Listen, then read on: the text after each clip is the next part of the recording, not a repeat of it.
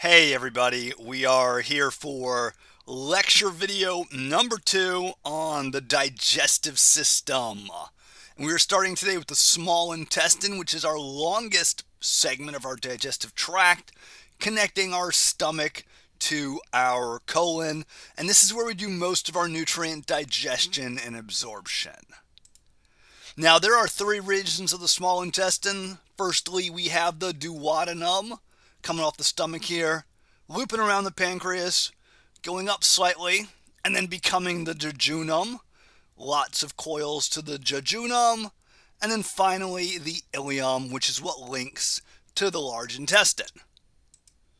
Now, my duodenum is my initial small intestine segment, about 12 inches long, receives chyme from the stomach, gets bile from the liver and the gallbladder, and pancreatic juice from the pancreas. And it is a site of both nutrient digestion and absorption. Now, the jejunum is the second segment, about 8 feet long. Gets that chyme for the duodenum and is a primary site of digestion and absorption. And because it's so long, it needs to be suspended by a connective tissue membrane, which is known as the mesentery. And then finally, we've got the ileum, the last 12 feet of the small intestine. Connects the jejunum to the cecum. There is what's called the ileocecal junction. And the ileum, as far as its absorption goes, the primary thing that it is going to absorb is vitamin B12, which, as we discussed, requires intrinsic factor from the stomach. Here I see the colon framing where the small intestine is, and I see much of the membrane, the mesentery. The word mesentery means in the middle of the guts or intestine, and the mesentery is this membrane, kind of fatty looking here, that is going to anchor and hold and suspend the small intestine. Now, the small intestine, of course, has the 4 basic histological layers. There is a mucosa, there is a submucosa, there is a muscularis externa, then there is often a serosa, occasionally in regions and adventitia. Now, the surface area of the small intestine is in fact huge. Your textbook gives the helpful analogy of it being the size of a regulation badminton court, because everybody knows exactly how big a badminton court is. And this surface area is going to maximize the secretion of enzymes and thus digestion, as well as maximize the absorption of nutrients we can do.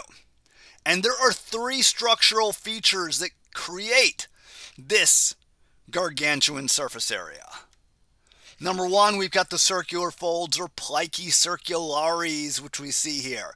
They are big permanent folds. Notice how both the mucosa and the submucosa extend up and down. So big folds of the mucosa and the submucosa. They give us more surface area. They also act as speed bumps to slow down the flow of chyme, allowing us for more time for both digestion and absorption. So plicae circulares translates to circular folds, and of course you may use either of these terms. Now, we also have finger-like extensions of just the mucosa. So this is just the mucosa coming up and down here. This is called a villus.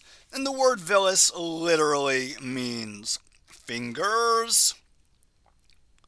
And these fingers are lined by a simple columnar epithelium called absorptive cells. We also have goblet cells in here to secrete some mucus. Look at those beautiful goblet cells in there.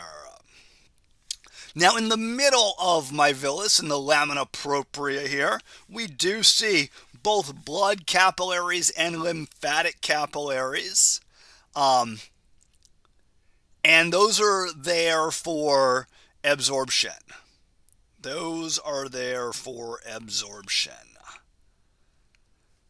what else did I want to say about villi? I don't know if there's anything else I want to say at the moment. Look at these villi right here. Not the most beautiful picture of villi, but they do give us more surface area. Now, if we zoom in on the actual cells here, so we're going to zoom in on the epithelial cells here, and that's what we've done.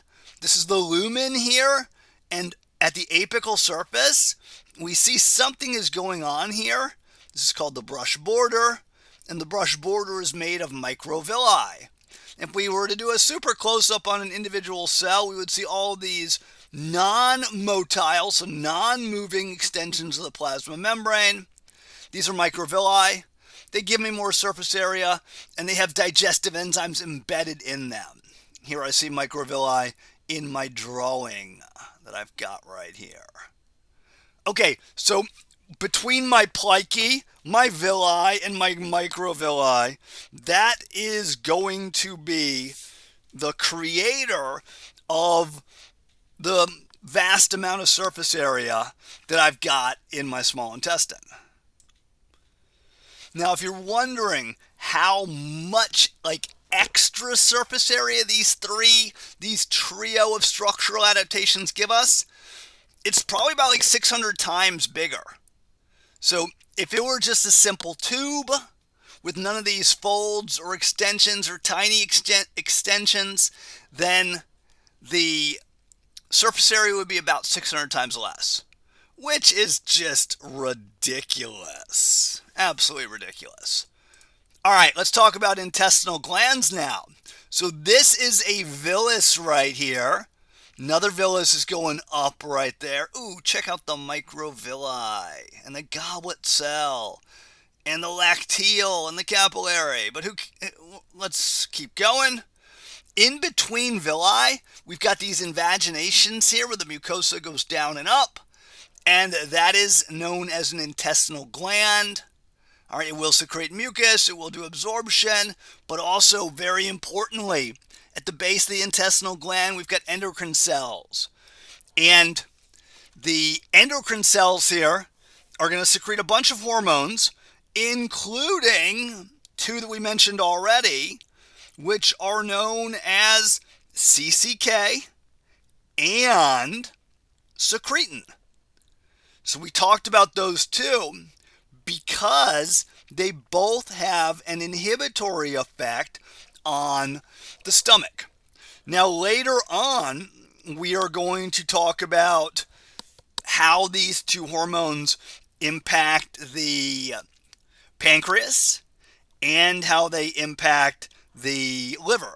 No, not the liver so much as the gallbladder. And of course, by the way, check out these beautiful villi. Each of these upward extensions is a villus. And then if we were to get in right in here and right in here, I was just pointing at my screen with my finger as if that would help you see something. Anyhow, that's why it's good I don't have a camera on, right? Should I have a camera on? I don't know. I don't have a camera set up in this computer. Y'all don't need to be looking at me. Let's keep going. So we got our mucosa. Check out the villi. Check out the intestinal crypts. By the way, they're also called the crypts of Leberkuhn, if you want a nice, easier way to name them. And we see the lamina propria. We see the musculars mucosae. And then we got the submucosa. And of course, the submucosa, as always, is dense connective tissue with the plumbing and the wiring, so blood vessels, lymphatic vessels, nerves, that sort of thing. But in my duodenum and my ileum, the submucosa has some special things going on. In the duodenum, there are alkaline mucus glands. And in the ileum, we have groups of lymphatic nodules, and such a group is known as a Peyer's patch. So here's the duodenum on the left. Look at these beautiful villi here. Nice villi, nice intestinal glands as well. But then down here in the submucosa, here's the muscularis externa, of course. This purple and pinkish stuff with all the little lumens, these are alkaline mucus glands. Now the duodenum is first, right? First part of the small intestine. So the duodenum gets the the duodenum gets the acidic chyme from the stomach. And the duodenum needs to protect itself from that acidic chyme. How does it do it? It's got these submucosal alkaline mucus glands here. They're also called Brunner's glands. Is that easier to remember? They're known as Brunner's glands. Is there an umlaut on the N? I don't know. Maybe. Brunner's glands. And then over on my right, your right as well, this is the mucosa of the ileum. The villi would be extending upward. It's kind of like cut off here. This is my submucosa right here.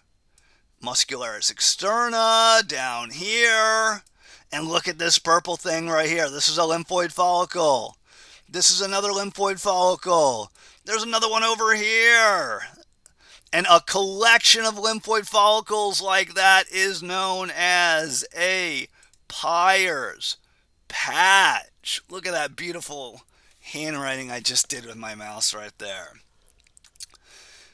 I don't know. I should get like a touchscreen monitor and a pen so I could actually like write. So that's what I need. That's on my Christmas list right there, I guess. Camera for this computer, touchscreen monitor with a like stylus or whatever. Anyhow, let's keep going. There I see my small intestine, and it's wall again. Serosa on the outside. Typical muscularis layers, intercircular, outer longitudinal, submucosa, blood vessels, nerves and lymphatics. This could be our submucosal alkaline mucus gland, our Brunner's gland. And we look at all those villi. We got all those villi in here. We see the crypts of Lieberkühn here, making intestinal juice and hormones. Nice picture of the small intestine there. Oh, this is a great one. Look at this. So we got the lumen. We got the lumen right here. We got the mucosa. We got the submucosa. Look right here. What is this? What is this? This is a Peyer's patch. This is a collection of lymphoid follicles. And here's my circular muscularis externa. Here's my longitudinal muscularis externa. There it is right there. And we got a little bit of like fatty membrane, like part of the serosa with some adipose tissue in it over here. So what a nice small intestine. And let's move on to an accessory organ, the liver. The biggest accessory organ up there in that upper right side of the abdominal cavity, diaphragm right underneath, right above it. The liver has 4 lobes. We see 2 of the 4 lobes here. We see the right lobe. We see the left lobe. Note the falciform ligament running in between them. We'll take another closer look at that in a second. Now in this front view, I don't see my quadrate or my caudate lobe, but I will see them soon. So I've ripped the liver out. Here it is. Here's the right lobe. Here's the left lobe. Here is the falciform ligament. Falciform ligament is going to anchor the liver to the anterior abdominal wall. So it goes like forward and attaches the liver to the wall of the abdomen. I do see my gallbladder sneaking out of that right lobe. Got some big blood vessels back here, of course, as well. Now we flip this guy around and we take this posterior view. And I can still see my left lobe. I can still see my right lobe. But now next to the gallbladder, I see the quadrate lobe. And now next to the vena cava here, I see the caudate lobe. So I can nicely see all of my lobes. I see a lot of blood vessels going on here as well. Now, what does the liver do? It's involved in the metabolism, the processing, and storage of a lot of nutrients, carbs, proteins, lipids. It makes bile. It makes plasma proteins. It gets rid of bad stuff, drugs, toxins, etc., from the bloodstream. It's kind of like the spleen in that it is going to destroy, do some phagocytosis of old, ugly red blood cells. It also is going to store vitamins and minerals. Think about like iron, but other minerals, zinc, selenium, other stuff as well. All right, the blood supply of the liver is, of course, weird because we have an artery going to it. So the hepatic artery going to the liver. But then we've also got the hepatic portal vein going to the liver. So the hepatic artery is delivering like just good red oxygenated blood, whereas the hepatic portal vein is delivering blood from the spleen, from the intestines, and from the stomach. Because if we go back, that blood could contain nutrients that need to be metabolized. That blood could contain vitamins and minerals that need to be dealt with. That blood could contain drugs and toxins. The blood from the spleen is going to have iron. The blood from the spleen is going to have bilirubin that we got to put in bile. So this blood supply makes beautiful sense. Now, the liver has a connective tissue capsule around it. It's got septa coming inward. So we know we talk about like trabeculae often coming inward, but we've got connective tissue septa. And we see the septa are dividing the liver into these tiny little structures, hexagonal plates, that are called lobules. So the septa is a connective tissue in between the lobules. This is one liver lobule. This is another liver lobule over here. So here we have 1, 2, 3, 4 liver lobules. And what I want you to notice is that at the center of every liver lobule, there is a blood vessel. That blood vessel is the central vein. At the corner, not at the corner, at each corner of a liver lobule. So liver lobules are roughly hexagonal. So with a hexagon, you got how many sides? You got 6 sides. How many corners? You got 6 corners. And at each corner, there is a trio of structures. That trio of structures at each corner is known as a portal triad. And notice there is a red thing in the portal triad. That red thing is called a portal arteriole. It is a branch of the hepatic artery. So it is bringing oxygenated blood to the lobule. So at each corner we got a portal triad. Red guy is a portal arteriole. The blue guy is a portal venule, which is a branch of the hepatic portal vein, which is bringing blood from the liver, from the small intestine, large intestine, stomach, and spleen. Now, the lobule is going to do everything the liver does. So these two guys are bringing blood to the liver, and then the blood flows through these sinusoidal capillaries past hepatocytes. And the hepatocytes take out nutrients from processing and storage. They remove vitamins and minerals for storage. They're going to add plasma proteins. The hepatocytes are going to remove poisons and toxins and drugs. There would be phagocytes in here as well, doing that phagocytosis of pathogens and old ugly red blood cells. Now, meanwhile, the other member of the trio, the portal triad, is this green guy. That green guy is a little bile duct. Because the liver lobule has got to make bile, and the duct will carry the bile away. Okay, so we're looking at the liver. This is the right lobe here. Every lobe of the liver is going to be divided up into these little lobules. There's a couple 100,000 lobules in the liver. A lobule is a hexagonal structure with a central vein in the middle, like hepatocytes coming out like spokes. Sinusoidal capillaries also spoking out. At each corner, we have a portal triad, which is going to have a portal venule, a portal arteriole, and a bile duct. The two blood vessels bring blood to the liver lobule. The arteriole bringing blood to basically just nourish, oxygenate the liver lobule. The venule bringing blood to be treated, to be dealt with, filtered, detoxified, etc. Now we also have a bile duct. The bile duct takes bile away from the liver lobule because the hepatocytes make bile. And there are also these little bile tubes running between the hepatocytes. And these little bile tubes are called bile canaliculi. So I'm seeing all this cool stuff in each lobule. Okay, here I see another liver lobule, hexagon.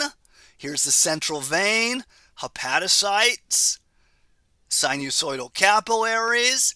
At every corner there would be a portal triad.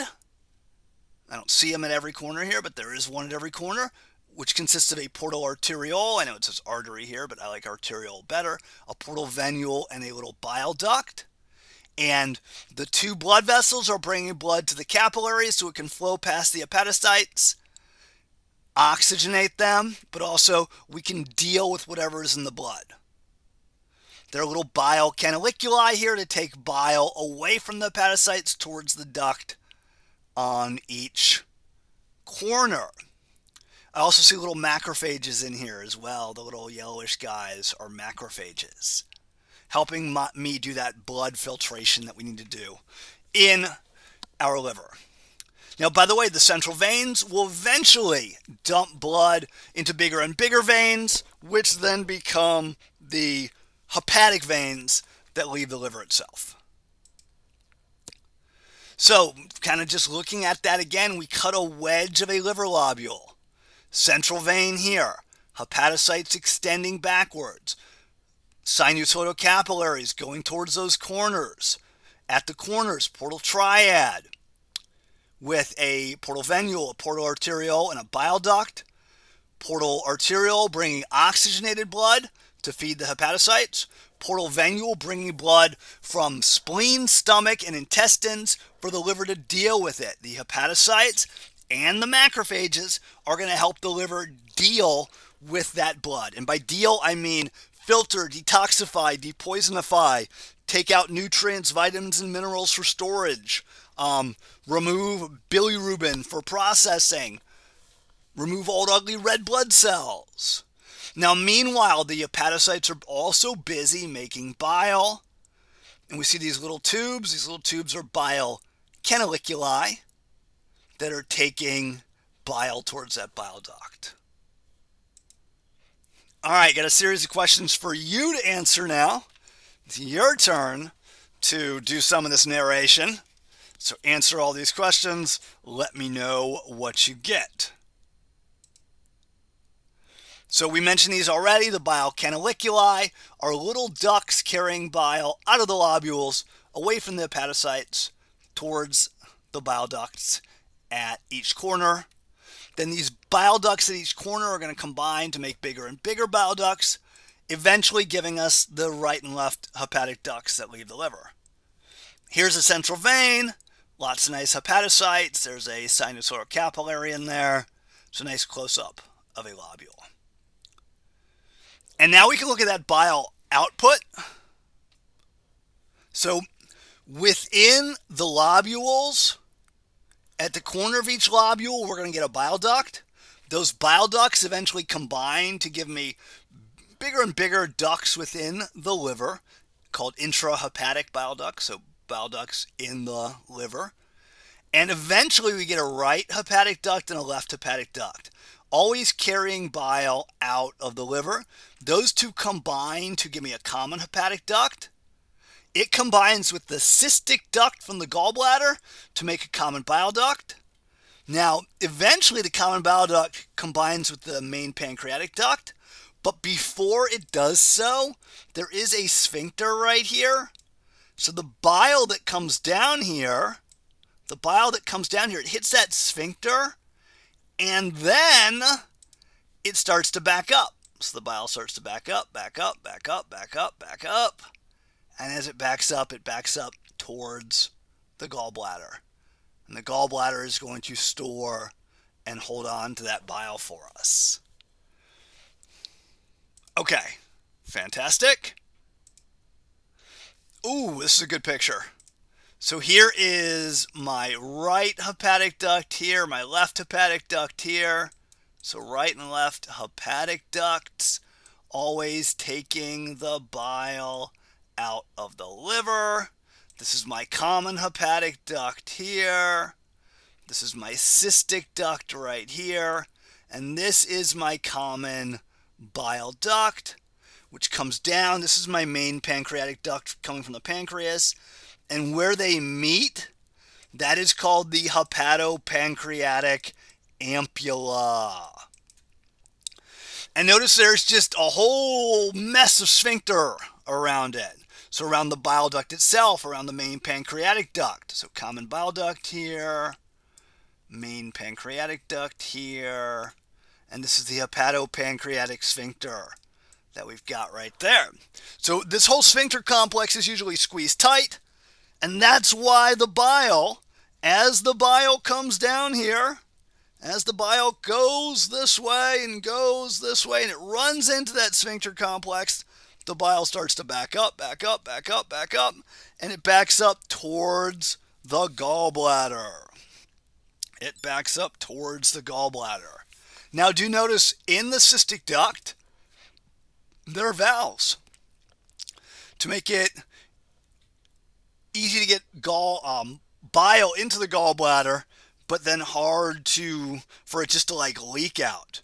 So we're not going to have the bile leak out. It's only going to come out when the gallbladder is going to contract. Okay, that makes sense? Anybody got any questions? Well, if you do, I guess email me or ask me. Come see me. Here we just see the same thing. There's another cute picture of it. There's a common bile duct meeting the main pancreatic duct. That's called the hepatopancreatic ampulla right there. And all that is surrounded by a nice complex of sphincter muscle fibers that's going to prevent the leakage of bile and pancreatic juice, because we don't want the bile or the pancreatic juice getting in our duodenum unless there's actually chyme there that we're trying to digest and absorb. Okay. So we know bile is made in the liver. We know bile is stored in the gallbladder. Bile is a watery solution. It has bile salts and bilirubin, among other things. We know bilirubin is a heme waste product. So we're constantly breaking down red blood cells in our pancreas, and the heme from those red blood cells, the heme from the hemoglobin, has to get converted and discarded, and it gets turned into bilirubin. So one of the purposes of bile is to get rid of bilirubin. But also in the bile, there are these things called bile salts. And bile salts, they act to emulsify fats. And what that means is if we emulsify a fat globule, this is a fat globule, fat tends to clump up, it tends to globulate. Is that a word? Globulate. I'm going to look that up right now. Fact check myself. Globulate. No, globulate is not a word. I just made a new word. Awesome. So fat tends to globulate in the presence of water, but if it's all globulated, it doesn't present a big surface area for enzymes. So we got to unclump, we got to deglobulate the fat. And bile salts do that. Bile salts have a hydrophobic side that likes the fat and a hydrophilic side that likes the water. And they're able to turn one big globule into many small globules. And that actually increases our available surface area. It presents more surface for lipases, for fat digesting enzymes to do their job. And that process is called emulsification. And it is going to facilitate the digestion of fat. All right, so as we said about the gallbladder, it is tucked under that right lobe. It stores and concentrates bile. And so by concentrate, we mean it removes water, and that's going to make the bile stronger. I mean, think about like, that's what concentrate often means. If you concentrate a liquid, like concentrated laundry detergent is stronger. You don't use as much of it, right? That's the idea. Look at that gallbladder. Beautiful gallbladder. It has a fundus. It has a body. What other organs had a fundus and a body? Should be able to give me at least one, perhaps two.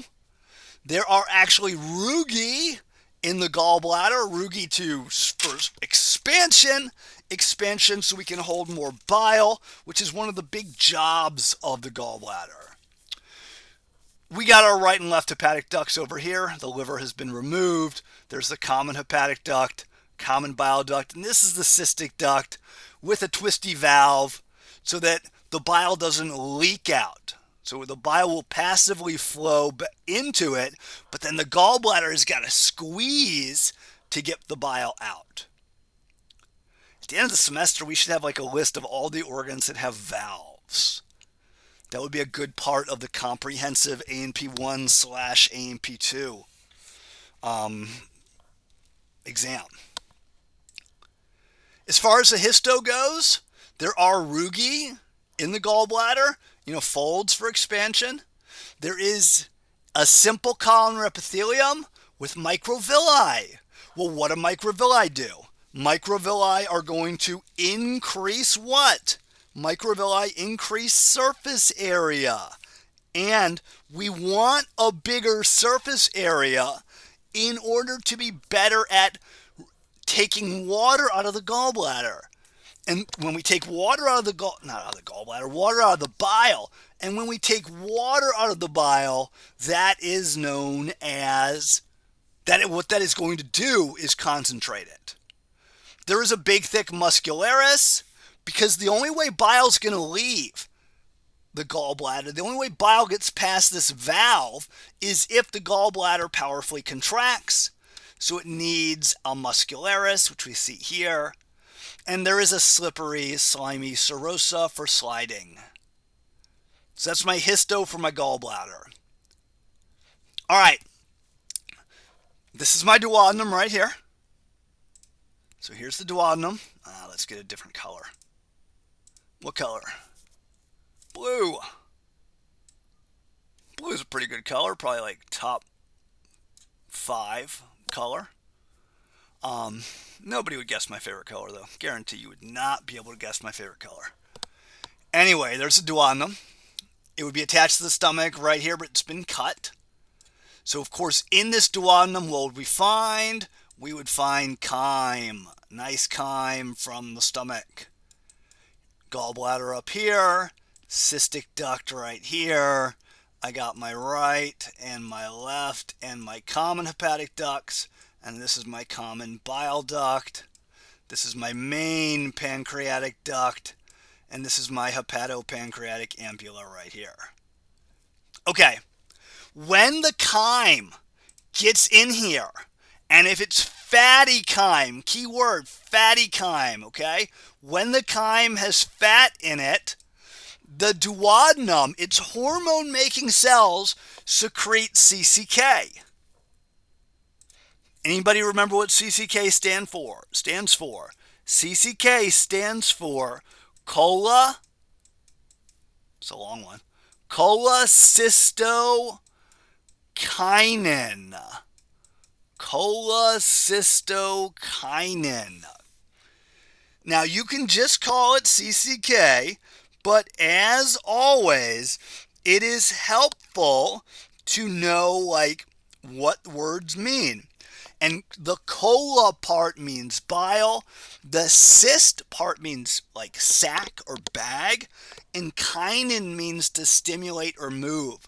So it's the bile bag stimulator. Well, that makes perfect sense, because what is the bile bag? This is the bile bag. The gallbladder is the bile bag. And if there is fat in the chyme, what do I need to do to it? I got to emulsify it. What emulsifies it? Bile. So I need my gallbladder to contract. If the gallbladder contracts, bile is going to come out past that spiral valve down the common bile duct. But remember, what was sitting right here? There was a sphincter, the hepatopancreatic sphincter. And so CCK also makes that sphincter relax, which lets the bile end up in the duodenum, where it can then emulsify the fatty chyme. Now remember, meanwhile, the CCK also is going to, I was trying to draw a stop sign. It's like I'm forgetting how to draw an octagon here. There we go. This is a terrible octagon. But the CCK also tells the stomach what? It tells the stomach, hey, stop. We got enough chyme. Let us deal with the chyme we've got. So, CCK, we earlier established it's, told the stomach to halt to give us time to deal with chyme. But CCK also is going to be involved in getting bile into the duodenum. CCK literally means bile bag stimulator because CCK stimulates the gallbladder to contract. Now it also has to relax that sphincter, the hepatopancreatic sphincter, which is right here. And that lets bile get out. And of course, it's fatty chyme that promotes CCK because bile lets us deal with the fat. All right. This is so good. We're done the liver. I got 20 more slides to go. See if I can finish that shortly. This is kind of a long video. I know. Pancreas is next, though. Tucked in behind the stomach. Stretch from the spleen on its left to the duodenum on its right. I see the duodenum right here. The pancreas makes an alkaline fluid, makes digestive enzymes, and makes glucose-regulating hormones. I see lots of ducts in it here, including the main pancreatic duct. And those ducts are for the alkaline fluid and the digestive enzymes. The hormones, of course, will end up in the bloodstream. So 99% of the pancreas consists of these little spheres called acini. The word acini means berries. And so these are little acini right here, little acini. Acini are made of acinar cells. These are acinar cells here. Acinar cells secrete enzymes, so amylases for carbs, lipases for fats, proteases for proteins, and nucleases for nucleic acids. Those enzymes end up in little ducts. Here is a little tiny pancreatic duct right here. The duct cells add bicarbonate, which is gonna make this fluid from the pancreas basic. Why is it good that pancreatic fluid is basic? Well, think about it. Pancreas is emptying into the duodenum. What else emptying into the duodenum? Yeah, I know liver and gallbladder do, but what else? The stomach. And the chyme from the stomach is acidic. Here we see some acini over here. These are acini. And the acini have little ducts leaving them. And those little ducts combine to make bigger ducts. And then bigger ducts. And bigger ducts. And bigger ducts. And bigger ducts. Ooh, here's a close-up. Acini right here. Little granules of enzymes in there. And there's the duct cell leaving. The duct adds the basic fluid. Now eventually, the ducts get bigger and bigger until we get a main pancreatic duct, which we know combines with the common bile duct to make the hepatopancreatic ampulla, which empties into the duodenum. All right, just looking at just another view of it. Acinus right here, acinar cells making enzyme into a duct, another acinus, more acinar cells, enzymes into a duct. The duct cells add the basic liquid. We get tiny ducts, slightly bigger ducts, slightly bigger ducts, slightly bigger ducts, main pancreatic duct. Or you can call it the duct of Wirsung. The duct of Wirsung. Actually, don't do that. Then the main pancreatic duct comes down, joins the common bile duct, and we get the hepatopancreatic ampulla, also known as the ampulla of Vater. Vater. Okay. Gonna finish this soon. This is a long video. It's long for you, it's long for me. But I feel like we gotta get this done. I don't want to do a 5-minute video on the rest of the digestive system. So bear with me, okay? Now, how do I regulate when the acinar cells, this is an acinus here, little granules with inactive enzymes in it, how do I regulate when those enzymes get released? Well, look who it is to the rescue. It is CCK again. So when chyme hits the duodenum, we know the duodenal cells make CCK. We already said CCK tells the stomach to stop. We know CCK tells the gallbladder to contract. CCK also tells the pancreas, hey, release your enzymes. And so the enzymes in the basic juice run down this duct right here. And the CCK also makes the sphincters relax, which is going to allow the pancreatic juice to end up in the duodenum. All right, this is really good. So we're doing great work here. CCK stimulating the gallbladder, stimulating the pancreas, telling the stomach to hold on. By the way, CCK, just to give you a little bit of extra information, I know you guys love extra facts. CCK is also sometimes called pancreozymin. Pancreozymin. In fact, CCK is sometimes abbreviated CCK-PZ. So cholecystokinin pancreozymin. Kind of rhymes. And pancreo, well, of course, pancreas. Zymin, well, that's the enzymes, right? Yeah. So CCK-PZ, if you want to give it its full name. Okay? All right. Excellent. But wait, there's more. So when we did the stomach, we talked about another hormone called secretin. When chyme enters the duodenum, the acidity of chyme prompts the duodenal endocrine cells to secrete secretin. Horrible name for a hormone. Secretin is actually going to act on the pancreatic duct cells and cause them to release their fluids at a greater rate. And remember that fluid is going to be rather basic, and that basic fluid helps counteract the acidity from the stomach.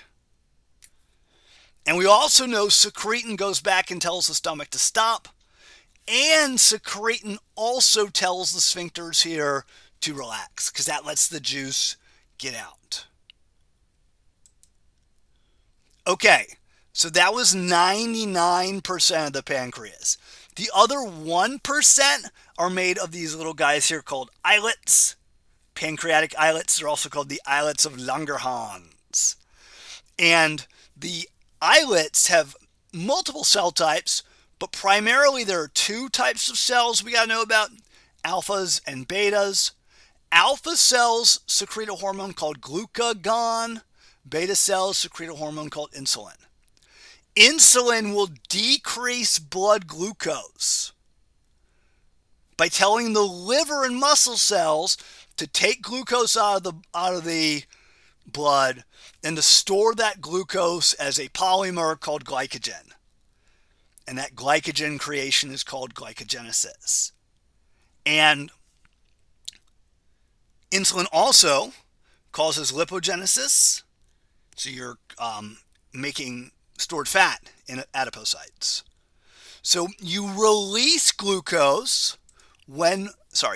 insulin if blood glucose rises. So like an increase in blood glucose. So before I made this video, I ate a snack, had a banana with some peanut butter, and that's going to make my blood glucose go up. My beta cells respond by making insulin, which then brings my blood glucose back down. Now, if I don't eat for a long time, like for example when I'm sleeping, my blood glucose drops. And when there's a decrease in blood glucose, your alpha cells respond by secreting glucagon. And glucagon is going to bring blood glucose back up by telling the liver to perform glycogenolysis. So glycogen is this polymer of glucose. Insulin tells the liver to make it, and glucagon tells the liver to break it down and release that glucose into your bloodstream. All right. And we're done with the liver, done with the pancreas, done with the gallbladder, done with the small intestine, done with the stomach, done with the esophagus. All we got to do is the large intestine, which runs from the ileocecal junction all the way around to the anus. It's going to convert that chyme from the small intestine into feces. As it does so, it's going to absorb water, and it's going to store and eventually expel those feces. The ileum is right here. The ileum is joining the large intestine. And we got the cecum right here. This is the little pouch. It's the first part of the large intestine.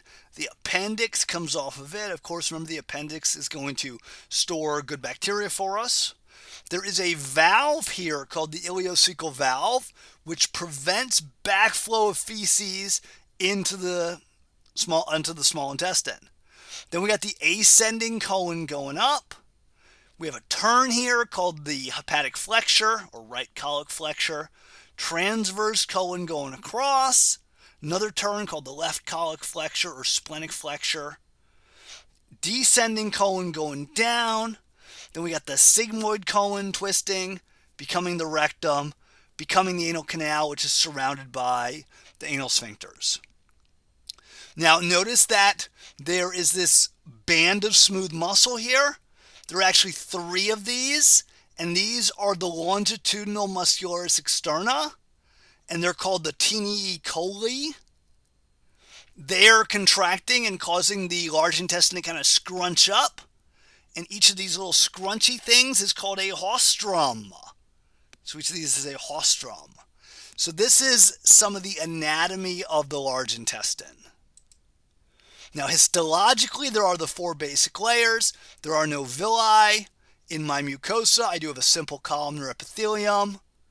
I've got lamina propria, muscularis mucosae, submucosa. Now, I only see 1 layer of the muscularis externa in this view because the longitudinal layer is concentrated right there in order to become those strips known as the tenei coli. Now, these are intestinal glands here. They're going to make mucus, lots of goblet cells. So as the colon is reabsorbing water from the feces, we got to add mucus to lubricate because with less water, it's harder for the feces to move. In this histo, here's my lumen, here's my mucosa, here's my submucosa, here's my muscularis externa, the circular part. And notice how I got the longitudinal part here, here, and here. Those are creating my 3 tenei coli. All right, there are a lot of bacteria, trillions of bacteria in the colon. They're going to break down indigestible carbohydrates like cellulose, that sort of thing. But also they're producing a lot of good vitamins for us, vitamin K, vitamin B12, riboflavin, which is vitamin B2, thiamine, which is vitamin B1. These are all essential enzymes. And the colonic bacteria get there through our diet, get there by climbing up the anal canal. A lot of animals will eat poop, like especially baby animals will eat their mom's poop. And that's another way, I guess, to get bacteria in that colon. Um, there are things called haustral contractions, and basically what that means is when a haustrum is getting a little too much poop in it and stretching, the haustrum contracts to move the poop to the next haustrum. So that is a very slow way to move poop. But then there's also what are called mass movements, which are big waves of peristalsis. And those generally happen several times per day. It doesn't mean you're pooping several times per day, but it means you're moving the feces towards the rectum. Now, when chyme is in the stomach here, or in the duodenum, hormones from these organs, like gastrin from the stomach, is going to stimulate the mass movements, the wave of peristalsis. By the way, that's called the gastrocolic reflex.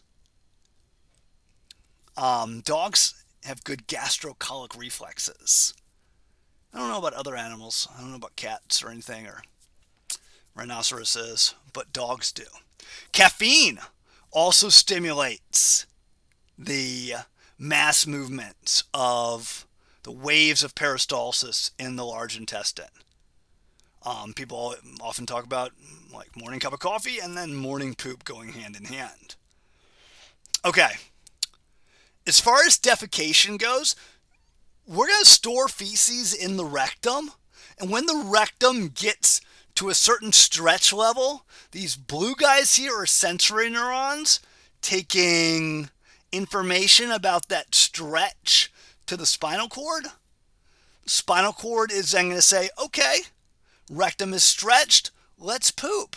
And so the spinal cord tells the rectum to start squeezing, tells the internal anal sphincter to start relaxing. But luckily, when this reflex kicks on, our brain knows this, and our brain has the ability to say, nope, not yet.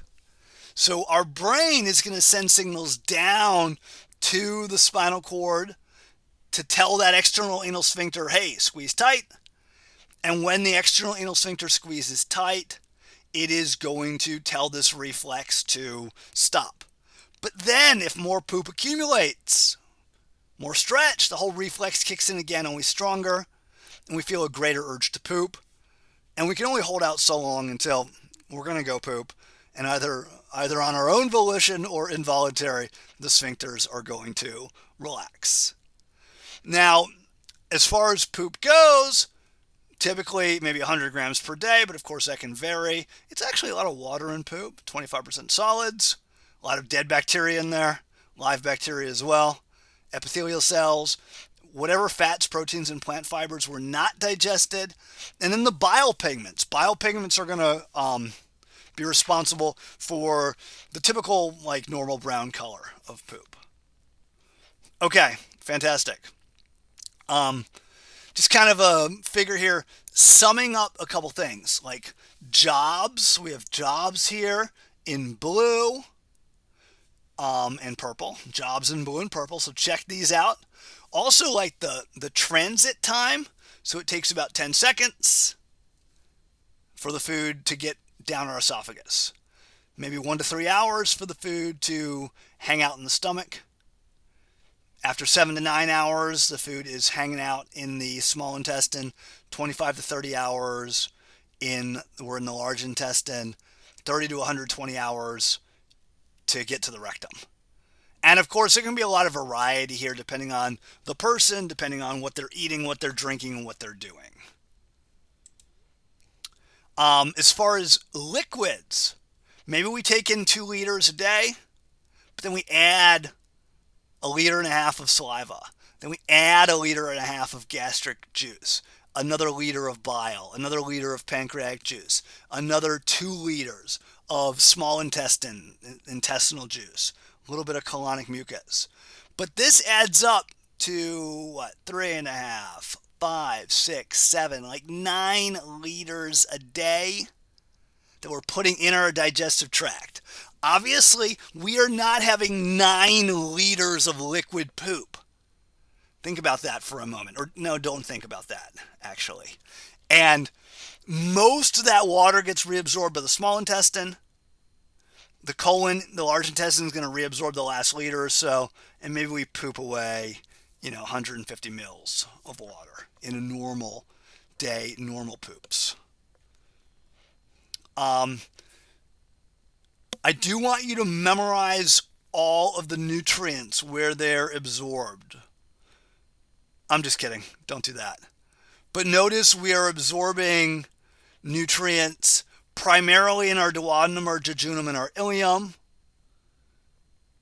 A little bit of random stuff in the stomach. Lots of nutrients in the jejunum because it's before the ileum, and the duodenum is so short. And then primarily just some vitamins and electrolytes and water in the large intestine. So check this out. This is cool too. I'm not going to test you on everything, but get the general idea. And then finally, if you needed the digestive tract as like a subway map, I've got one here for you. Just in case you needed a subway map representation of the GI tract, I got you covered right here. And we're ending right there. I know this was a super long video. I apologize for that. Okay, see you next time. What will we be doing next time? Urinary system next time. That'll be fun stuff. Looking forward to it.